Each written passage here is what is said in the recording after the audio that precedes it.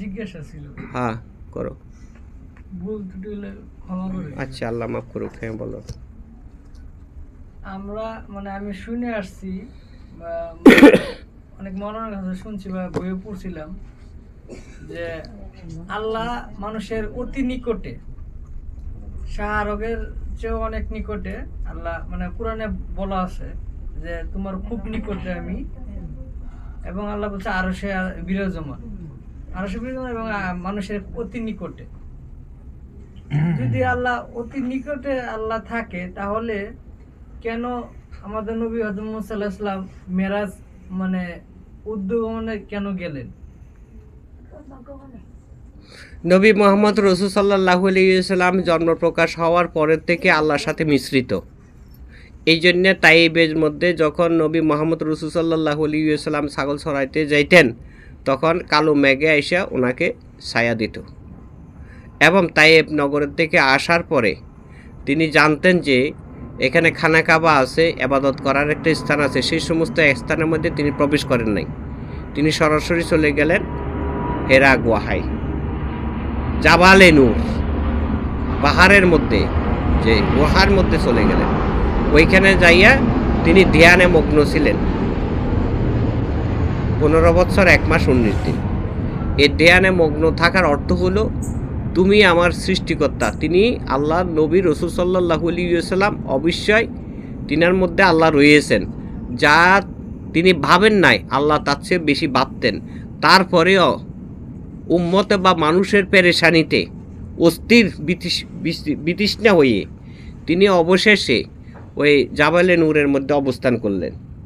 আর জাবালে নূরের মধ্যে এত উঁচা পাহাড়, যেভাবে আমরা শুনছি দেখতেছি, এখানে সাধারণ মানুষ উঠতে গেলে মিনিমাম 4 থেকে 5 ঘন্টা কি 6 ঘন্টা সময় লাগতে পারে, আরও বেশি লাগতে পারে। যেহেতু আমরা নিজেরা সরাসরি দেখি না, নেটের মাধ্যম দিয়ে, হাদিসের মাধ্যম দিয়ে শুনেছি, সেভাবে আমরা অনুভব করতে পারি। তাহলে নবী এত উপরোক্ত স্থানের মধ্যে অবস্থান করেছে, কারণটা কি? কারণটা হলো এখানে নবীর মধ্যে যে আল্লাহ আছে শাইরগরের নিকটে, সেই আল্লাহ নির্দেশ করেছেন তুমি ওইখানে যাও, ওইখানে যাই এই কাজটা করো।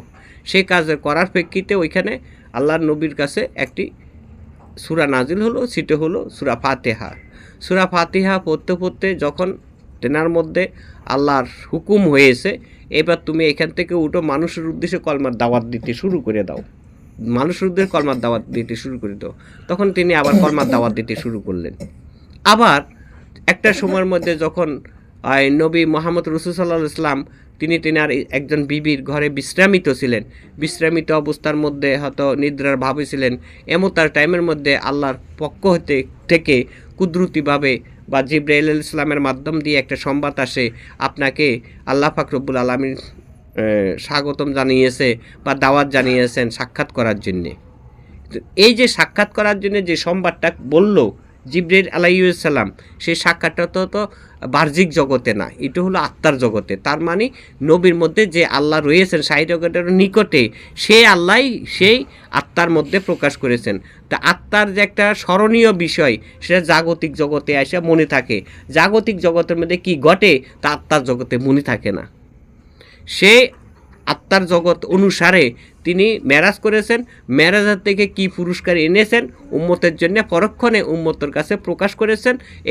এভাবে আমার আল্লাহর সাথে আমার দেখা হয়েছে, তোমরা আমাকে বিশ্বাস কম বেশি যাই করো না কেন, কিন্তু সৃষ্টিকর্তাকে বিশ্বাস করো। সৃষ্টিকর্তাকে বিশ্বাস করলে তোমাদের ইবাদতের পথটা সহজ হবে, ঈমানের জোর বাড়বে, ধীরে ধীরে তোমরা আমাকেও বুঝতে পারবে। এই কৌশলগুলা আল্লাহ ঘটিয়েছেন।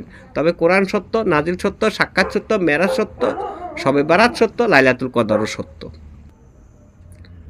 আল্লাহ বলেছেন রাহারু আকরামু ইলাহি মিন হাবরি ওয়ালিদ, আমি তোমার শাইরগরের নিকটে বাস করি, কিন্তু তুমি আমাকে দেখতে পাচ্ছ না। কেন? কারণ তোমার খেয়াল আমি আল্লাহর দিকে না, তোমার খেয়াল হলো দুনিয়ার দিকে, তাই তুমি আমাকে দেখতে পাচ্ছ না। আমি তোমার সাথে দেখা দিই, কিন্তু তুমি বুঝো না।